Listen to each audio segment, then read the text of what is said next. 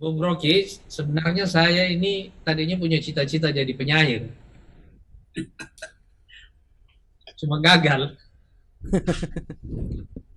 Makanya saya jadi politisi. Tapi kadang-kadang rindu juga, jadi saya bikin puisi juga.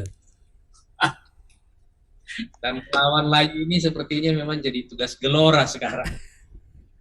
Karena yang Ya kita itu di ini sambil ngopi nih. Di dalam tradisi demokrasi tadi itu abad-abad 18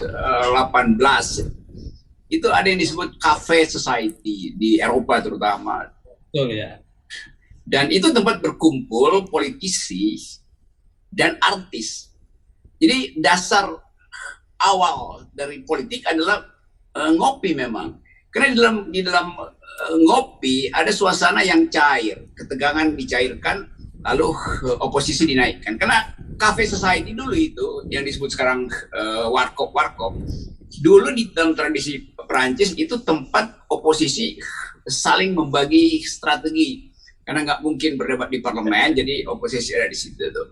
Nah itu udah pasti. Jadi Anies Mata sebetulnya nggak ada salahnya jadi politisi dan ya sebetulnya ada gejala beroposisi, tapi bisa ditafsirkan sebagai upaya untuk merawat bangsa ini.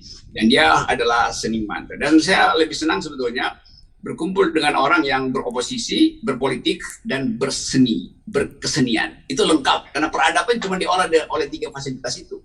Jadi kalau politik dengan kopi berjodoh, puisi jadi saksi. Nah, puisi itu adalah sejarah pendek dari politik. Jadi semua yang nggak bisa diterangkan secara panjang lebar, itu disingkatkan melalui puisi. Jadi sejarah dunia itu diringkas di dalam puisi. Puisi Anies Mata tadi adalah ringkasan dari masa lalu dan proyeksi masa depan. Itu udah lengkap tuh. Mantap. Berarti udah sah jadi oposisi kalau begitu. Kan? Tapi oposisi mesti dicicil dulu sekarang karena ada partai. Kalau saya ini oposisi outdoor, Anies Mata oposisi indoor. Ini baru istilah baru ini. Apa kita Jadi kita ngobrol apa ya? Saya baru turun dari gunung dan melihat bahwa saya kemarin rayakan kemerdekaan tuh di Gunung Pancar. Gunung Pancar itu juga kebun kopi ditanam oleh Belanda sejak tahun 1800-an itu. Dan di situ kopinya robusta. Jadi Belanda curang juga, dia nggak mau tanam arabica di situ, dia tanam robusta. Dan kita sekarang baru tahu bahwa Arabica justru hanya di tempat-tempat tertentu supaya jadi eksklusif. Sebab kalau semua orang minum Arabica, nanti yang diekspor nggak ada lagi itu. Jadi balik lagi tadi, ini enak nih, ngopi, ngobrol sesuatu, di dalam upaya untuk menghasilkan ulang Indonesia. Menghasilkan ulang Indonesia. Dan Indonesia yang harus dihasilkan adalah Indonesia yang harus di diangkat ke atas melalui gelombang, yaitu gelombang rakyat. udah betul. Jadi kalau menurut saya momen yang paling bagus kita ingat sekarang di tengah kemerdekaan ini, karena ini juga lagi krisis global ya. Ya, Ini sebenarnya adalah pencarian bersama kita sebagai bangsa Indonesia dan umat manusia sebagai warga planet, sebagai masyarakat global. Pencarian kepada ideologi baru. Karena ideologi yang ada sekarang ini sudah mengalami kontradiksi-kontradiksi sedemikian rupa yang tidak bisa dia selesaikan. Dan itu menuntut satu ideologi baru. Sekarang misalnya pertumbuhan, kalau tadi kita nanti kalau bicara oligarki, saya kira ini akarnya di sini juga. Ide dasarnya kan adalah pertumbuhan dalam doktrin ekonomi kapitalisme ini telah melahirkan dua hal. Yang pertama, kerusakan lingkungan. Yang kedua, ketimpangan sosial, ketimpangan ekonomi. Jadi memang ada kesejahteraan, tapi tidak merata. Tapi ongkos kesejahteraan yang besar itu adalah kerusakan lingkungan kita. Sebenarnya secara global sekarang ini, orang sedang mencari satu ideologi baru. Bisa nggak sih kita ini mencapai satu tingkat keseimbangan baru antara tiga hal. Satu, keselamatan bumi ini sebagai rumah bersama kita. Yang kedua adalah masyarakat sebagai masyarakat ya, memiliki tingkat kebebasan sebagai hak asasinya yang sangat fundamental. Dan pada waktu yang sama juga tingkat kesejahteraan yang relatif sama. Wah, ini kayak ujian disertasi nih. Nah, jadi ini sekarang ini menurut saya tiga unsur ini kalau kita bisa menemukannya kembali, menurut saya ini jalan penemuan Indonesia kembali. Yaitu, oke, coba saya ulas sedikit ya.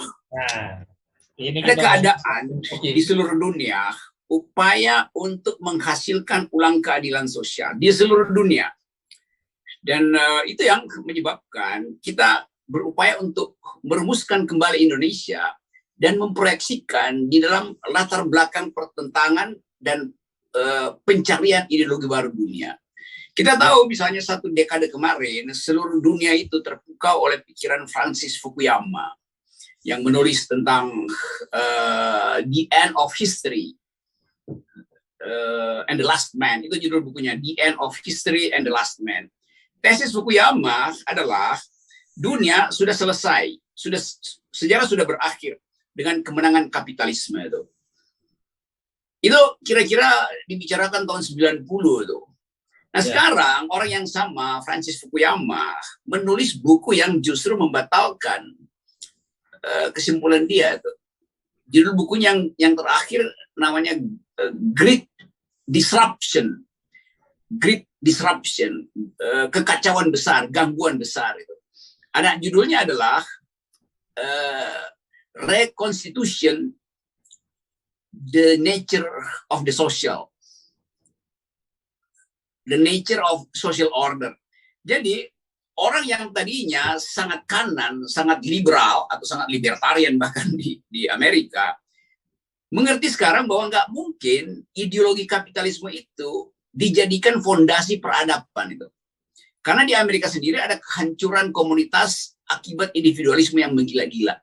Yang di dalam analisis tokoh-tokoh dunia itu, misalnya siapa kemarin yang membuktikan bahwa CEO Amerika itu justru penghalang dari kapitalisme. Jadi bukan penghalang sosialisme, penghalang kapitalisme.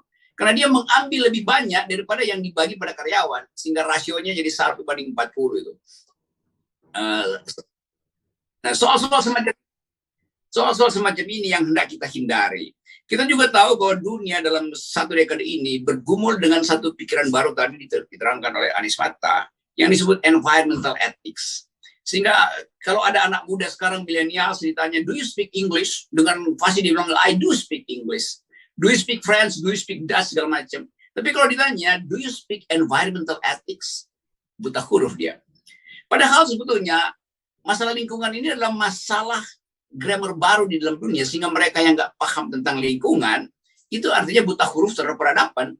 Jadi betul tadi, kita mau cari satu jalan pikiran baru yang bisa menghubungkan antara ide keadilan sosial dan ide keadilan lingkungan itu.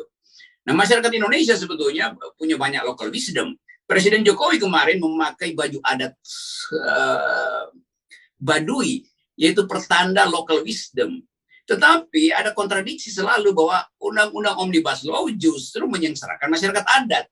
Jadi ini yang tidak paralel. Kita mau kasih kritik itu secara akademis supaya Presiden Jokowi mengerti bahwa Gelora paham tentang lingkungan hidup. Jadi jangan sekedar memakai baju adat, tapi sekaligus menggusur masyarakat adat. Jadi soal-soal semacam ini yang bisa kita ucapkan, bukan karena kita mau beroposisi dengan pemerintah, tapi kita mau ingatkan bahwa kita lagi mencari keseimbangan baru ideologi-ideologi dunia yang kemarin udah kolaps dan macam itu.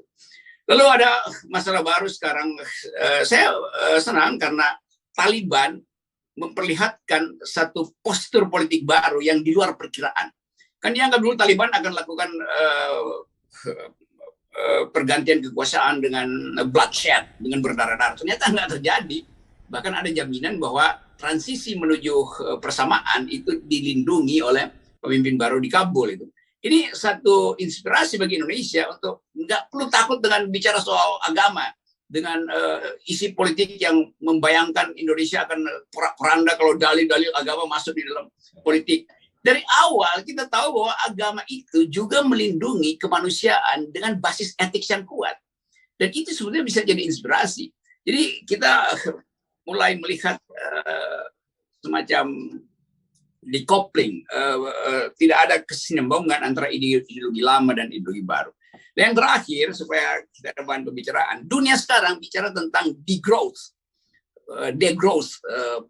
anti pertumbuhan, bukan anti sebetulnya, kendalikan pertumbuhan. Itu yang udah dibicarakan oleh tokoh-tokoh semacam Andre Gross, lalu kemarin siapa namanya yang dapat Nobel, Amartya Sen bicara begitu tuh.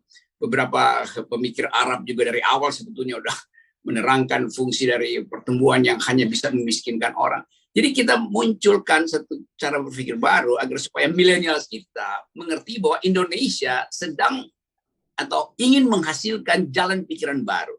Kira-kira itu. Nah, karena itu semua hal yang dimaksudkan untuk secara politik mengumpulkan pikiran itu pasti saya mendukung. Dan Gelora adalah bagian dari upaya untuk menghasilkan ulang Indonesia itu.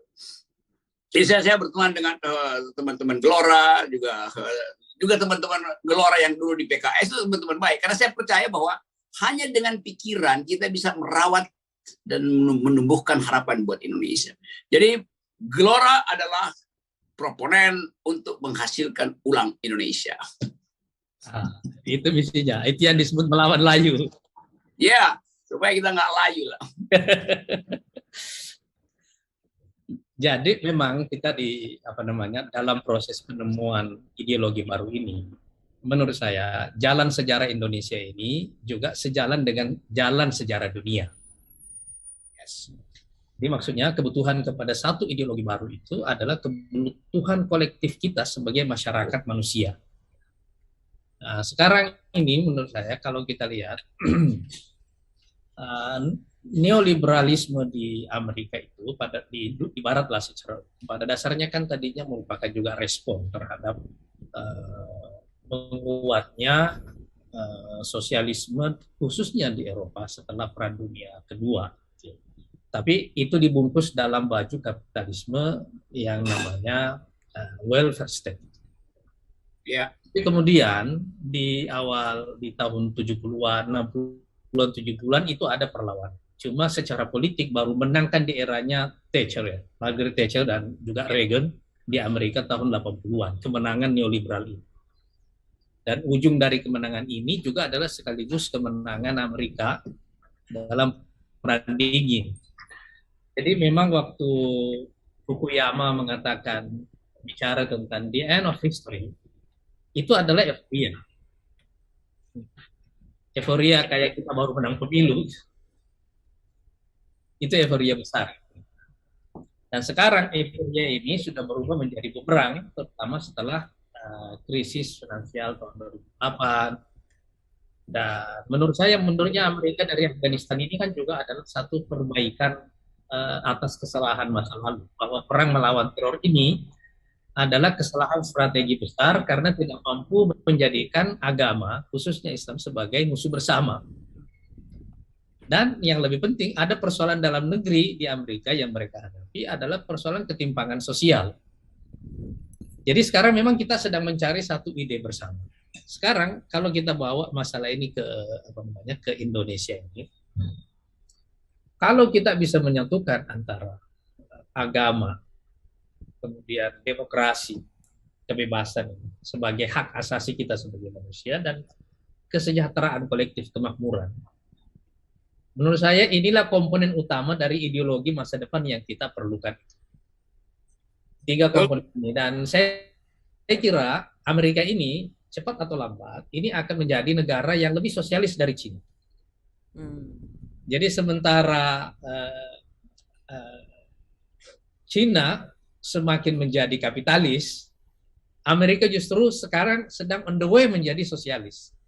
Kalau kita lihat ya, walaupun Bernie Sanders tidak menjadi kandidat Partai Demokrat dalam Pilpres, 2 kali dia ikut sebagai kandidat, tapi ide sosialisme itu tumbuh menjadi ide besar. Dan ide sosialisme ini sebenarnya kan dalam bahasa kulit putih ini yang namanya Trumpisme, itu relatif sama. Sama maknanya. Itu adalah maksudnya adalah bahwa ini perlawanan orang miskin. Perlawanan orang-orang yang terlempar dari grup kelas menengah. Nah, sekarang di Indonesia ini, krisis ini kan mengancam, ini ancaman tentang ketimpangan sosial ini ancaman besar. Sekarang kan angka kemiskinan naik 2 digit lagi kan. Ya. Naik 2 digit lagi. Sementara kalau kita tidak punya satu ideologi baru untuk menyelesaikan masalah ini, menurut saya kita akan mengalami stagnasi dan boleh jadi check out dari grup negara-negara kelas menengah dunia. Itu ancaman besarnya, karena kenapa ideologi menurut saya penting di sini adalah karena hanya bangsa yang punya ideologi yang bisa punya proposal, bisa punya strategi. Kalau kita nggak punya ideologi, kita nggak akan punya proposal, nggak akan punya ideologi, nggak akan punya strategi. Menurut saya kelemahan dari misalnya Rusia sekarang, Putin, di bawah Putin, secara militer dia sangat kuat, secara ekonomi size-nya nggak terlalu besar. Tetapi persoalan yang lebih fundamental adalah bahwa dia tidak punya satu proposal bagi dunia. Menurut saya, Cina juga pada dasarnya tidak punya proposal yang komprehensif. Dan karena itu mungkin tidak akan pernah bisa menjadi model bagi dunia karena ada komponen yang rusak di situ. Ongkos dari kesejahteraannya adalah kebebasan manusia. Terlalu mahal, itu hak asasi manusia. Tapi di Amerika ini kebebasan yang berlebihan yang tidak terkendali ini menyebabkan ketimpangan secara ekonomi. Nah, sekarang orang sedang mencari satu titik temu yang baru antara tiga unsur ini. Dan saya kira kita di Gelora ini yang kita perjuangkan, dan saya sadar betul bahwa ini memang rumit karena terutama kita di politik ya. Pada dasarnya orang kan sekarang tidak suka dengan politik ideologi. Ideologi ini currency mata uang yang tidak laku di pasar politik sekarang. Ini nggak laku. Tapi menurut saya kita sedang dalam proses. Kalau tidak, ini kita punya ancaman eksistensial sebagai masyarakat, sebagai bangsa. Saya tafsirkan, ya kita pakai istilah ideologi dari tadi. Tapi saya sempitkan pengertian itu dengan maksud supaya tidak ada semacam obsesi untuk mengideologisir sebuah bangsa itu. Karena begitu ada satu ideologi besar, satu grand naratif, maka ideologi kecil itu hilang, punah. Padahal sebetulnya ideologi itu adalah proyeksi manusia terhadap rencana dan harapan dia itu. Jadi yang diterangkan tadi oleh Anies Mata adalah upaya untuk mencari paradigma sosial yang bisa menuntun kita merumuskan masa depan. Itu mungkin lebih tepat, social paradigm gitu. Dan ideologi terlalu berat itu, sebab nanti kalau kita sebut ideologi kayaknya ada tuntunan yang terlalu masif gitu, sehingga ada lawannya Pancasila nanti itu. Ya, itu juga bahaya. Jadi kita sebut aja bahwa kita sedang creeping, sedang merangkak untuk melihat dunia dari bird's eye view. Sekarang Indonesia, kita tahu kita sibuk bicara tentang perpanjangan 3 tahun kekuasaan tanpa ada isi paradigma sosialnya apa. Setelah perpanjangan ngapain dalam perpanjangan itu? Mau diisi dengan parameter apa? Kesehatan lingkungan, selesainya pandemi, kemajemukan bertumbuh, itu nggak dipikirkan. Jadi politisi kita sibuk bicara hal teknis perpanjangan kekuasaan, bukan isi yang seperti diajukan tadi oleh saudara Anies Mata itu. Nah, saya senang karena ini partai politik loh, ini Gelora, tapi dia mulai dengan satu diskursus akademis. Karena memang itu fungsi dari partai, yaitu membaca dunia dengan metodologi itu. Nah, ini yang nggak terjadi di partai-partai besar. Saya nggak pernah lihat saya diundang di partai besar dan masuk di dalam pikiran yang ada referensi intelektualnya tuh. Karena itu saya selalu menganggap bahwa ini gelombang intelektual dihasilkan untuk menangkap getaran kemarahan rakyat. Itu namanya Gelora, gelombang intelektual untuk menangkap kemarahan rakyat. Jadi sekali lagi, kesempatan semacam ini itu yang bisa memperluas pikiran kita bahwa Anies Mata kan dulu dikenal sebagai kanan gitu, radikal segala macam.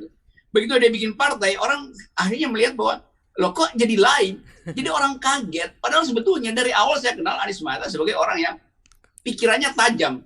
selain khotbahnya keren gitu ya. Tapi kita ingin merawat bangsa ini dengan akal pikiran dan dengan akhlak. Nah, dua fasilitas ini juga sedang diedarkan di seluruh dunia. Karena saya membaca banyak riset tentang demokrasi dan lingkungan hidup. Basisnya adalah moral, bukan lagi kajian-kajian bagaimana sistem kimia kita bisa menghasilkan ulang tumbuhan yang pernah punah. Kita anggap bahwa ternyata prinsip hanya satu bumi ini berlaku di dalam upaya untuk menghasilkan kembali peradaban. Karena tadi kita memang hanya satu bumi, kemudian bumi ini dipecah-pecah, ada bumi sosialis, ada bumi kapitalis, lalu persaingan terjadi, dan akibatnya proses politik berhenti hanya karena persaingan-persaingan yang jangka pendek sebetulnya, tanpa ada paradigma yang besar. Nah, paradigma besar itu yang disebut sebagai humanity dan environmental ethics. Jadi kita dapat sebetulnya semua itu. Indonesia punya seluruh fasilitas itu untuk menghasilkan kembali cara berpikir dan cara memelihara lingkungan. Karena itu saya selalu kasih kritik, kalau kan kasihan nih Pak Presiden tidak di-brief dengan baik, sehingga bayangkan misalnya Pak Presiden pakai baju adat, lalu orang olok-olok kan. Padahal sebetulnya ini bisa dikemas lebih baik lagi. Saya kasih contoh misalnya, saya selalu bolak-balik ke Baduy karena saya punya banyak teman di situ. Selain saya sebagai orang hutan, selalu masuk keluar hutan. Di Baduy itu ada filosofi bunyinya begini, yang panjang jangan dipotong, yang pendek jangan disambung.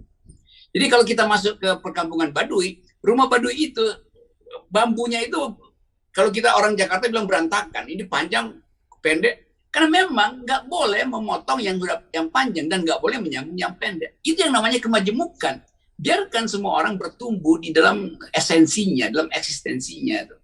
Itu inti dari filosofi Baduy. Nah, seandainya Pak Jokowi mengucapkan filosofi ini dalam pidatonya, orang mengerti bahwa Pak Jokowi ngerti tentang local wisdom. Bukan sekedar busananya, dan itu juga salah, karena nggak ada orang Baduy busananya di atas mata kaki itu. Semua orang Baduy busananya itu di atas mata kaki, bukan sejajar dengan kaki dan pakai sandal, nggak bisa. Itu udah salah kaprah juga. Jadi sekali lagi, akhirnya orang tiba pada semacam sinisme lagi tuh. Padahal mungkin itu bukan kesalahan Pak Jokowi, kesalahan orang di sekitarnya yang nggak brief dia dengan baik. Lain kalau KSP-nya adalah dari Gelora, masuk ke pasti akan di brief dengan baik itu kan. Karena pengetahuan, saya ngerti anak-anak di Gelora yang berupaya untuk menghasilkan satu ciri politik yang berbasis pada pengetahuan. Setiap hari Jumat saya bersama-sama dengan Pak Mardhani Alisera, teman kita juga, bicara hal yang sama.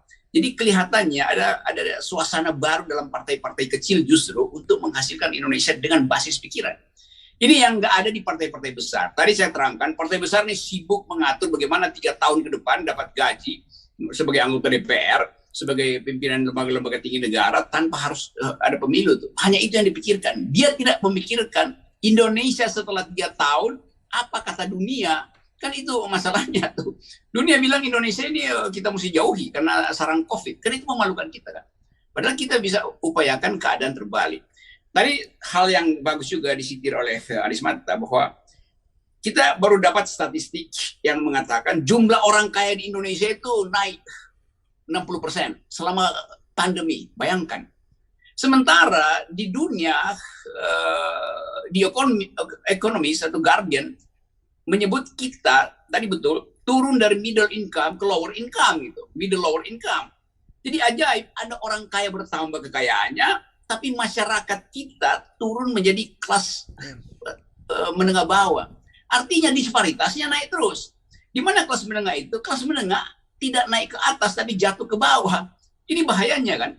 Nah itu sebetulnya poin saya selalu dan teman-teman di Gelora bahwa mengevaluasi politik sekaligus harus mengevaluasi keadilan sosial. Nah keadilan sosial ini dihasilkan, ketidakadilan sosial dihasilkan oleh kebijakan yang buruk. Jadi sekali lagi ini ngopi itu penting karena kopi itu artinya komando pikiran dan kita komando oleh pikiran. Baik, Bung Rocky. Lakanis. Mantap itu mantap. Jadi dulu ini sekedar info Bung Rocky ini dalam salah satu pertemuan dengan Presiden Pak Jokowi, saya bilang Pak, saya mau bicara tidak sebagai politisi, tapi sebagai seorang yang memahami agama. Dalam literatur Islam saya bilang, itu ada kebiasaan ulama-ulama para pemimpin dulu itu menulis semacam kayak diari lah, gitu ya. Renungan-renungannya tentang kekuasaan. Salah satu di antara mereka itu menulis begini, waktu kita berkuasa, kita tidak punya lawan. Waktu kita tidak berkuasa, kita tidak punya kawan. Jadi saya bilang, Pak, itu politik itu adalah kesunyian yang panjang. Musuh Bapak itu sebenarnya bukan lawan politiknya, bukan oposisi. Tapi musuh Bapak itu adalah kesepian. Dan menurut saya yang membuat kita sepi dalam politik itu adalah kalau tidak ada sesuatu yang kita perjuangkan, yang lebih besar dari kemampuan kita, yang lebih besar dari waktu kita, lebih panjang dari waktu kita. Karena itu saya dari awal percaya bahwa, dan ini yang mendorong saya juga membuat partai ini, kalau bukan karena ada sesuatu yang lebih besar, membuat partai itu tidak banyak manfaatnya, melelahkan. Tapi karena ada sesuatu yang lebih besar, terutama ketika kita ada dalam krisis seperti ini, usaha untuk menemukan satu paradigma baru, satu narasi baru, satu peta jalan baru. Ini yang menurut saya membuat situasi politik ini, dan ini yang membuat kita di Gelora ini jadi bergairah dalam politik. Dan ini yang membuat kita politik itu tidak menjadi sumber kesepian, sumber kesunyian. Karena ada sesuatu yang kita perjuangkan yang lebih besar. Nah sekarang, kalau kita tadi mau melihat tadi antara keadilan lingkungan dan keadilan sosial, jadi kan sekarang kita mulai melihat bahwa ini ada dua tema besar dalam perjuangan politik kita. Satu namanya bumi, yang kedua adalah manusia. Ya, iya kan? Jadi fokus kita ini mesti kepada dua persoalan ini, bumi dan manusia. Apa makna yang mengikat antara bumi dan manusia ini? Pada dasarnya itu adalah makna pertumbuhan bersama. Kalau kita lihat alam itu kan punya sifat, dia bisa menyelesaikan masalahnya sendiri. Di kalangan ahli lingkungan itu kan salah satu mazhab dalam penyelesaian recovery lingkungan kita sekarang ini adalah beri waktu kepada alam untuk membangun dirinya sendiri. Karena dia bisa menyelesaikan masalahnya sendiri. Kalau dia tidak diganggu, dia bisa menyelesaikan masalahnya sendiri. Yes. Tapi begitu juga kita sebagai manusia sekarang ini. Kalau dia tidak menjadi pusat dari inti dari yang kita perjuangkan itu, kita akan melihat masyarakat manusia ini seperti masyarakat hewan yang saling memangsa di antara mereka. Jadi konsep tentang keadilan sosial dan keadilan lingkungan ini sebenarnya harus nanti menjadi dasar dari konsep apapun yang kita susun tentang pertumbuhan. Kesejahteraan itu harus menjadi output atau tingkat kehidupan yang lebih baik yang harus menjadi output dari pertemuan yang seimbang antara dua unsur ini tadi, yaitu manusia dengan bumi. Jadi saya lagi mikir-mikir nih Bung Rocky ini. Ini yang saya sebut dengan gelораnomik nanti. Wah, gelораnomik. Ya. Jadi satu prinsip, satu narasi ekonomi yang berorientasi pada dua hal. Yang pertama adalah keselamatan lingkungan, karena ini adalah rumah kita bersama yang harus kita rawat. Yang kedua adalah pemberdayaan masyarakat. Jadi maksudnya ini yang saya maksud dengan kemakmuran kolektif. Kemakmuran kolektif. Kalau dua unsur ini bisa kita pertemukan, sekarang kita mau mencari satu tema baru. Apa yang menjadi sumber pertumbuhan kita ke depan? Kalau kita mau menciptakan kesejahteraan sebagai sumber kemakmuran, kita perlu mencari sumber pertumbuhan ekonomi kita yang bisa kira-kira mempertemukan dua unsur ini. kemakmuran kolektif, menurut saya kemakmuran kolektif itu bukan hanya sekedar soal persoalan pertumbuhan, tetapi juga nanti terutama adalah persoalan distribusinya. Tetapi waktu kita bicara persoalan distribusi, kita mesti bicara yang lebih fundamental, bahwa keadilan itu mesti ada sejak awal dari isu pertumbuhannya. Kalau kita bisa menggabungkan antara unsur ini, menurut saya sumber pengetahuan ke depan itu pada akhirnya adalah teknologi pengetahuan. Jadi 3 unsur ini yang bisa menciptakan pertumbuhan, tetapi pada waktu yang sama menjaga keselamatan bumi dan memberi ruang secara kolektif bagi seluruh masyarakat untuk menjadi sejahtera. Saya kira dalam yang bisa mengikat antara 3 unsur ini itu memang itu agama. Karena waktu kita bicara tentang etika, kan ada persoalan begini sebenarnya yang dijawab oleh agama itu kan. Kalau kita bicara soal etika itu. Apa yang membuat orang mau melakukan kebaikan kalau reward-nya itu tidak segera kembali kepada dia? Iya kan? Ya. Apa yang mau membuat kita melakukan satu kebaikan kalau keuntungan dari yang kita lakukan itu dinikmati oleh orang sesudah kita? Iya kan? Itu kan persoalan yang sangat fundamental dalam motif manusia. Dan itu tidak bisa dijawab oleh sains. Itu wilayah agama untuk menjawabnya. Hanya waktu kita percaya bahwa ada kehidupan setelah dunia, yang membuat kita mau melakukan sesuatu nanti yang bisa dinikmati oleh orang sesudah kita atau oleh orang lain, walaupun kita tidak mendapatkan reward yang sama besarnya. Karena itu di sini waktu kita bicara soal etik, pada dasarnya ini jembatan kecil yang akan mengantar manusia untuk menyadari agama sebagai salah satu sumber utama ideologi yang akan membentuk ideologi manusia di masa yang akan datang. Ini kalau misalnya nanti ada sidang istimewa MPR yang diterangkan oleh Anies tadi itu, Anies Mata tadi, tolong ditranskrip, jadikan itu GBHN itu. Betul. Ya karena itu intinya kan. Ya. Kan kita bicara GBHN bukan lagi bicara apa yang dimaksud dengan developmentalisme di zaman Orde Baru. Kita bicara GBHN sebetulnya di dalam paradigma baru itu tuh, environmental ethics, hubungan antara faith dengan teknologi, bagaimana demokrasi diasuh oleh agama, hubungan antara kemerdekaan manusia dengan keyakinan akan hari kiamat masa depan. Itu semua yang sekarang dibicarakan dunia tuh. Dan saya nggak dengar itu dibahas di dalam talk show itu. Jadi kita kekurangan pengetahuan untuk membayangkan masa depan. Padahal masa depan hanya bisa dituntun dengan pikiran. Gitu. Karena itu berpikir itu adalah berdoa untuk masa depan dengan metodologi. Tentu kita menginginkan ada sukses di masa depan karena kita dituntun oleh kemampuan untuk membayangkan keadaan yang terbalik. Misalnya tadi betul bahwa ini tidak ada orang yang anti bisnis. Akumulasi itu adalah hak dari pebisnis. Masalahnya adalah negara tidak mendistribusikan hasil akumulasi. Jadi yang terjadi ketimpangan. Silahkan lakukan akumulasi, tapi fungsi negara melakukan distribusi. Nah ini fungsi dari partai politik adalah menagih negara untuk mendistribusikan hasil akumulasi. Dan itu yang namanya politik. Dari zaman Aristoteles, politik itu hanya disebut politik kalau dia dilakukan untuk menghasilkan keadilan. Jadi demi menghasilkan keadilan orang berpolitik.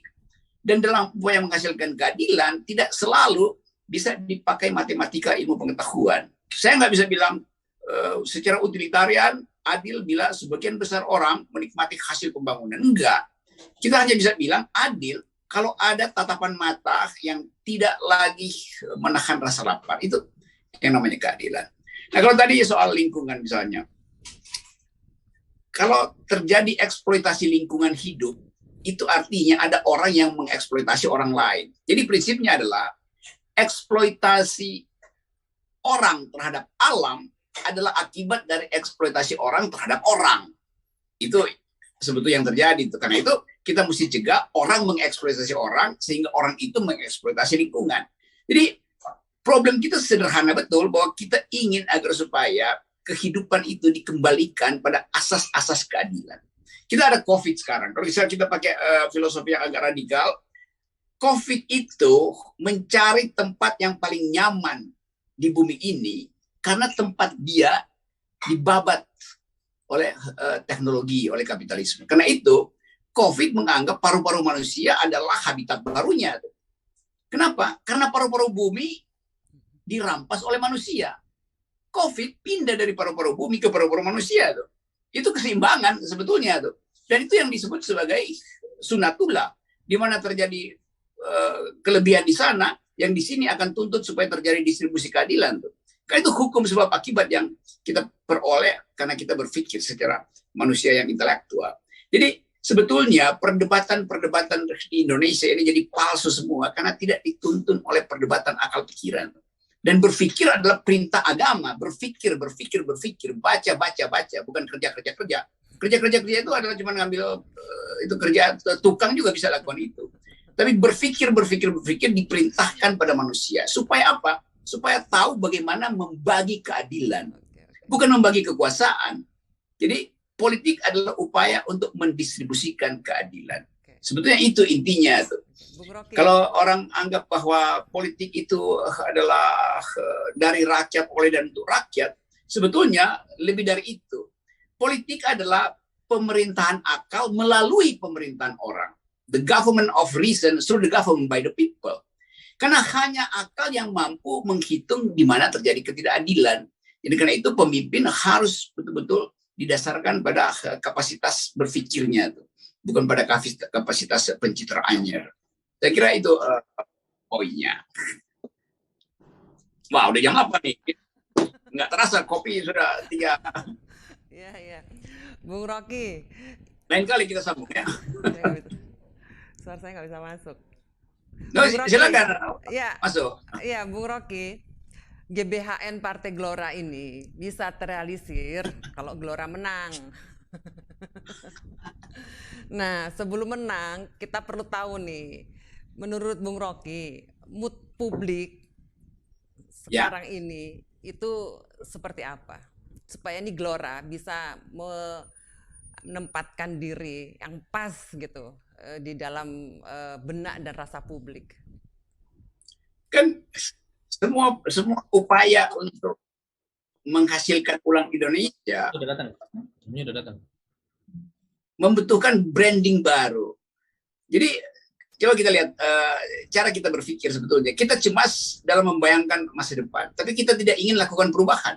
Karena kita takut nanti kalau ada pemimpin baru, seolah-olah pemimpin itu akan mengulangi kesalahan pemimpin yang sekarang. Padahal sebetulnya dasarnya, karena kita ingin pemimpin baru, maka kita harus keluar dari paradigma yang sekarang. Jadi itu bisa satu paket. Membayangkan pemimpin baru sekaligus membayangkan new kind of paradigm. Gitu. Nah udah betul sebetulnya, sekarang ada keadaan di mana orang mencoba melihat apa yang akan terjadi di 2024. Saya sebetulnya tidak ingin melihat itu terjadi di 2024. Saya ingin terjadi di 2022 awal, yang tidak lama lagi. Jadi kita mesti bersiap menghadapi keadaan yang disruptif juga. Karena nggak ada pola di dalam proses pergantian kekuasaan kalau kita lihat data-data sosiologi tadi itu. Dan semua data sosiologi justru bertumpu pada satu prinsip bahwa pada akhirnya diperlukan endgame. Endgame itu tidak perlu ikuti siklus elektoral tuh. Karena peralatan-peralatan politik justru bisa dipercepat dipakai sebelum terjadi peristiwa 2024. Nah, ini sebetulnya menimbulkan gairah terutama anak muda. Anak muda itu ingin ada perubahan politik sebelum 2024. Kalau 2024 mereka pikir ya itu biasa doang itu. Itu nanti oligarki akan beternak politisi baru di 2024. Nah, milenials nggak suka itu. Milenials berupaya melihat gelombang baru tiba di depan mata mereka dan mereka ingin langsung menunggangi gelombang itu. Jadi peliharalah gelombang gelora supaya kita surfing di atas gelombang baru ini. Nah, biarkan yang di bawah itu jadi undercurrent. Biasanya kan kalau kita lihat kubah ombak itu, di ujung ombak itu ada jeda sejenak sebelum dia pecah. jadi butiran-butiran, kemudian kembali pada samudra. Jadi saya bayangkan Gelora sedang berupaya untuk menghasilkan debur ombak baru yang akan diingat sebagai penanda perubahan zaman. Anda tidak melihat proposal Gelora itu memiliki disparitas yang cukup jauh dengan publik ya. Ada orang yang menyebutkan selara berpikir Gelora ini Beethoven, sementara publik ini Via Valen begitu. Ini jadi bagaimana cara mendekatkannya gitu loh. Apalagi kemudian kita ngeliat mood publik sekarang tuh yang sekarang penuh dengan marah, muncul teman-teman mahasiswa mengungkapkan kemarahan, menyebut Jokowi King of Lip Service, kemudian mural ada Jokowi not found, kemudian ada warteg-warteg yang memberikan pengumuman semuanya boleh beli gratis kecuali Jokowi. Ini gimana nih Anda melihatnya nih? Justru itu sinisme publik atau satire publik diucapkan melalui mural, diucapkan melalui meme segala macam. Itu pertanda orang bosan dengan habits yang begitu-begitu aja. Jadi orang mau lihat kegembiraan baru. Dan pemerintah, partai-partai besar bahkan nggak punya dalil untuk menghasilkan janji baru. Karena terikat dengan masa lalu. Jadi setiap partai baru selalu punya potensi untuk menghasilkan ulang Indonesia dengan cara yang baru. Jadi a new kind of politics, itu intinya kan. Nah kita mungkin bisa anggap bahwa kalau ada Beethoven effect atau Mozart effect, ini ada Anies Mata effect gitu. Dan dalam upaya untuk menghasilkan pikiran baru. Kan kita mau lihat misalnya Anies Mata itu berdebat dengan siapa, Ridwan Kamil, Ganjar, AHY, siapa aja. Supaya kita tahu bahwa Indonesia ini harus dikompetisikan di tingkat pikiran, bukan sekedar di tingkat survei. Kan itu intinya kan. Kan bangsa ke depan akan disaksikan oleh milenial hari ini. Mereka mau bertengkar dalam isu apa? Kalau saya bikin ringkasan, dunia ini hanya punya 3 isu utama. Tuh. Satu isu tentang human genome, tentang DNA, yang petanya udah selesai dari 10 tahun lalu. Human genome. Lalu ada peta baru tentang yang disebut big data. Big data itu adalah kumpulan keinginan untuk memudahkan orang mengambil keputusan dengan permainan data. Yang ketiga adalah artificial intelligence. Kan cuma 3 itu sekarang yang jadi maskot pertarungan pikiran dunia. Kalau kita menang di dalam DNA, belum tentu kita menang di dalam artificial intelligence. Kita menang artificial intelligence, belum tentu kita menang di dalam big data. Kita mesti memenangkan 3 itu. Tapi 3 itu hanya berguna kalau kita proyeksikan di dalam satu politics of hope, politik harapan, yang tadi disebut Anies Mata, yaitu justice, keakraban dengan lingkungan, kembali pada basis moral, nilai. Kan itu semua paradigmanya kan. Nah itu yang disebut sebagai GBHN, yang harusnya dipelopori oleh Gelora itu. Karena saya percaya bahwa memelopori ide itu lebih sukar daripada membangun jalan tol. Kita harus bangun jalan pikiran mendahului membangun jalan tol. Itu intinya. Tetapi ini untuk membangun jalan tol sementara tinggal 2 tahun dan sudah mulai muncul isu-isu ekstensifikasi atau perpanjangan jabatan. Itu sudah mulai itu tantangan gangguannya muncul tuh. Bagus. Saya menganggap itu berita baik karena itu mempercepat political decay, mempercepat pembusukan politik. Itu mengarah pada endgame. Kan orang yang nggak tahu apa yang mesti dia capai, kalau saya naik gunung, kadang-kadang ada orang yang merasa dia nggak tahu ada di mana itu. Karena itu dia terabas kiri kanan, akhirnya masuk jurang. Loh. Nah pemerintah sekarang juga begitu, terabas kiri kanan. Dan dengan upaya macam-macam, memperpanjang masa jabatan, segala macam. Tapi itu menunjukkan nggak ada ide lagi di dalam kekuasaan. Kalau misalnya, kan secara teknis bilang bahwa ini ada pandemi, nggak boleh ada orang kumpul-kumpul, karena itu pemilu akan diperpanjang. Itu artinya dia ingin memperpanjang pandemi kan? Kan begitu pikiran orang tuh. Kan bisa diatasi dengan electronic vote election kan. Tapi belum apa-apa saya dengar orang PKB bilang wah,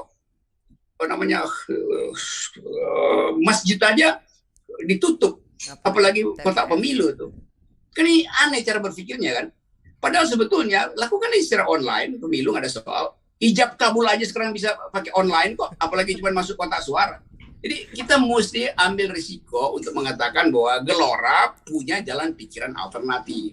Itu yang disebut menerobos kebekuan. Jadi bagaimana Bung Anies Mata? Oke, saya dengar kesimpulan sekarang ya. Gelora dianggap sebagai pembaharu atau agen of change, perubahan di era Indonesia saat ini. Memang untuk itu Gelora lahir. Kita tidak punya makna kecuali kalau kita meninggalkan jejak kaki. Ini seperti di perjalanan di gurun. Kita harus punya jejak kaki yang kita tinggalkan, tapi jejak kaki yang tidak mudah dihapus oleh pasir yang datang sesudahnya. Jadi kan itu yang, dan menurut saya jejak kaki kita akan kuat kalau akar dari ideologi kita itu ada pada kepentingan dasar yang paling basic dari manusia yang kita perjuangkan itu.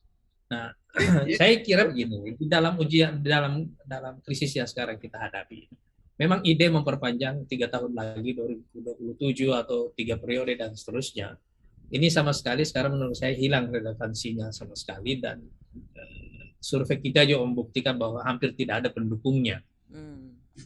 Sebenarnya kalau kita lihat justru dalam kasus Malaysia misalnya ya, ini kan Perdana Menterinya udah mundur kan. Saya selalu sejak awal krisis kan saya bilang bahwa krisis ini peta jalannya ada 4. 1 pandemi, yang kedua krisis ekonomi, yang ketiga krisis sosial, yang keempat krisis politik. Di Asia Tenggara yang pertama kali sampai ke yang keempat itu Malaysia. Iya kan? Karena ini ada 3 jenis ujian bagi semua pemerintahan di sini. Jadi yang kolaps, yang mati pertama atau sakit adalah orang. Yang kedua korporasi bangkrut. Yang ketiga pemerintahan atau rezim itu bisa jatuh anytime. Terlepas kita suka atau tidak suka, kita oposisi indoor atau outdoor itu sama saja gitu. Itu nggak ada hubungannya sama sekali. Karena setiap pemerintahan sekarang menghadapi 3 ujian. Ujian pertamanya itu adalah ujian tentang kapasitas pemerintahan secara keseluruhan. Misalnya sistem kesehatan, sistem ekonomi, dan seterusnya. Yang kedua itu adalah trust. Jadi apakah masyarakat percaya pada pemerintahnya atau tidak, percaya bahwa mereka mampu menyelesaikan atau tidak. Yang ketiga adalah kapasitas leadership. Memang ini ujian ini tidak ada urusannya dengan oposisi atau koalisi, nggak ada urusannya. Nggak ada urusannya sama sekali. Saya juga menyampaikan persoalan ini ke Pak Jokowi sejak awal. Saya menyampaikan masalah ini secara terbuka. Termasuk ketika bicara soal 3 periode dan seterusnya, saya menyampaikan bahwa yang paling pokok adalah performance ekonomi dalam situasi seperti ini. Apakah Anda bisa melaluinya, Bapak bisa melaluinya atau tidak? Itu kan masalah semua negara, bukan cuma masalah Bapak, masalah kita semuanya. Gitu kan. Nah, jadi sebenarnya persoalan sekarang ini antara oposisi maupun dengan koalisi menurut saya sekarang ini adalah persoalan yang akan dihadapi oleh yang memerintah sekarang, dan kalau ini endgame, yang akan datang juga akan menghadapi hal yang sama. Hal yang sama. Yang baru pun juga belum tentu eksis. Karena itu sekarang menurut saya fokus kita sekarang adalah mencoba keluar dari satu politik kanan kiri kepada politik konsensual. Kepada politik konsensus dulu. Apa hal-hal bersama yang bisa kita sepakati, bersama sebagai jalan keluar kita bersama, baru kemudian kita setelah itu masuk dalam kompetisi politik untuk mencari pemimpin baru atas dasar itu. Nah kan ini yang disebut Bung Rocky bahwa ini tidak ada orang berpikir untuk bertahan, berkuasa, tidak ada pertarungan ide-ide di sini. Ini maksudnya, dan ini yang kita perjuangkan sebenarnya di sini. Saya selalu mengatakan bahwa kita ini bukan bagian dari pemerintah, juga bukan oposisi, tapi kita mau mencari jalan keluar. Karena saya tahu ini susah bagi semua, tapi kita sebenarnya bisa merumuskan satu jalan keluar baru bagi kita semuanya. Kalau kita memberi ruang bagi perdebatan terbuka. Kan sebenarnya justru ketika ada krisis seperti ini, yang lebih berbahaya dari situasi sekarang ini adalah hilangnya kebebasan yang membuat kita tidak bisa memberi ruang kepada munculnya ide-ide baru. Pemerintah sebenarnya bisa dengan leluasa memberikan ruang kepada publik untuk tanpa merasa takut salah, kalah, dan seterusnya. Jadi nggak perlu ada perasaan seperti itu. Oh ini masalah semua negara kan. Sekarang kenapa di momen krisis ketika COVID ada, Amerika baru menarik pasukannya dari Afghanistan misalnya. Iya kan? Karena ini momen yang paling bagus untuk menghentikan istilahnya kebocoran dalam anggaran mereka yang tidak pernah bisa mereka selesaikan sebelumnya. Ini jadi punya alasan. Iya. Artinya jadi sistem demokrasi kelebihannya adalah dia memberikan ruang bagi koreksi, bagi perbaikan berkesinambungan. Dan menurut saya ancaman terbesar bagi Indonesia itu kalau proses koreksi dan perbaikan berkesinambungan itu terhenti. Makanya oposisi itu diperlukan dari sisi itu. Tapi lebih daripada sekedar oposisi yang kita perlukan adalah ruang kebebasan secara umum. Bukan hanya sekedar oposisi, tapi kebebasan untuk bicara, menyampaikan ide-ide yang liar, sekalipun karena kita semua buntu sekarang kan. Orang buntu semuanya gitu. Misalnya kita mau mencari satu model pertumbuhan baru secara ekonomi yang bisa mengkombinasikan antara prinsip dasar tadi itu, etika dasar tentang keadilan lingkungan dan keadilan sosial. Iya kan? Sekarang kalau dibawa secara operasional kepada teknis ekonomi, terus apa sumber pertumbuhan kita? Engine of growth kita itu apa di situ untuk menciptakan itu? Mungkin kita tidak akan menemukan jawaban 1, 2, 3, tapi kita justru kembali kepada jawaban yang lebih fundamental. Kenapa kita harus tumbuh terus? Iya kan? Kan ya. Itu dasar dari ide the growth itu tadi kan. Kenapa harus tumbuh terus? Apa yang ada tidak cukup? Apa yang ada tidak bisa kita bagi secara baik-baik dan kita hidup apa adanya. Iya kan? Kan sebenarnya itu hal-hal yang seperti itu, hal-hal yang fundamental seperti itu harus kita uji cobakan dalam perdebatan. Kan dalam waktu yang lama pertumbuhan ini merusak lingkungan. Apakah ini bukan waktunya bahwa untuk keselamatan lingkungan sementara kita hentikan pertumbuhan? Iya kan? Dan kalau kita hentikan pertumbuhan, itu kan ada urusan yang berhubungan dengan lifestyle. Bagaimana dengan mereka yang suka makan daging? Kalau kita harus menghentikan misalnya atau menurunkan angka perdagangan karena itu salah satu sumber masalah. Iya kan? Itu kan berhubungan dengan lifestyle. Lifestyle sekali lagi tadi berhubungan dengan persoalan etika. Dan persoalan etika begini selesai ketika kerumunan kita sebagai manusia itu diisi oleh pikiran yang terus-menerus mengingatkan kita kepada masalah-masalah seperti ini. Nah, waktu masalah-masalah seperti ini muncul, artinya pikiran-pikiran seperti ini diulang-ulangi, kita akan sampai pada kesadaran bersama dengan sendirinya bahwa sebenarnya konsep tentang distribusi itu bisa jauh lebih sederhana. Karena ini lebih banyak juga berhubungan dengan lifestyle gitu. Sekarang kan orang merasakan bahwa punya banyak mobil nggak ada gunanya, tidak pakai. Iya kan? Sekarang orang merasakan semuanya, punya pakaian bagus tidak ada gunanya, sekarang mau dipakai kemana? Iya kan? Jadi sebenarnya maksud saya ruang perdebatan seperti ini yang mesti kita buka. Karena itu dengan sendirinya nanti akan membimbing kita. Yang tadi disebut Bung Rocky ini biar akal sehat yang membimbing kita untuk sampai ke situ. Itu sama, akal sehat dan agama juga nanti akan ketemu di satu tempat yang sama. Karena cara kerjanya juga sama kok gitu. Yang menurunkan agama Tuhan, yang menciptakan manusia Tuhan. Cara kerjanya sama kok itu. Oke. Kita harus akhiri. Saya ambil alih dulu jadi moderator ya. Oke, masih ada acara ya? Acara lah 20.30. Tapi saya tangkap ada keinginan publik untuk menghasilkan ulang Indonesia. Menghasilkan ulang itu. Karena yang sekarang itu tidak cukup. Dengan kata lain, kapasitas kita untuk bertumbuh secara ekonomi, secara politik, dan secara etik sebetulnya lebih dari yang pernah kita bayangkan. Karena ini bangsa yang Indonesia ini bangsa yang dikutuk untuk jadi sukses. Sebetulnya kita dikutuk untuk sukses. Tetapi kepemimpinan tidak cukup. Kita tidak punya kapasitas kepemimpinan untuk melayani kutukan itu. Karena kita butuh leader, bukan dealer. Yang sekarang memimpin adalah dealer, dia bukan leader. Jadi saya percaya bahwa teman-teman di Gelora bersama-sama dengan partai-partai baru yang lain berupaya untuk menghasilkan ulang Indonesia agar kita bisa katakan merdeka atau dungu.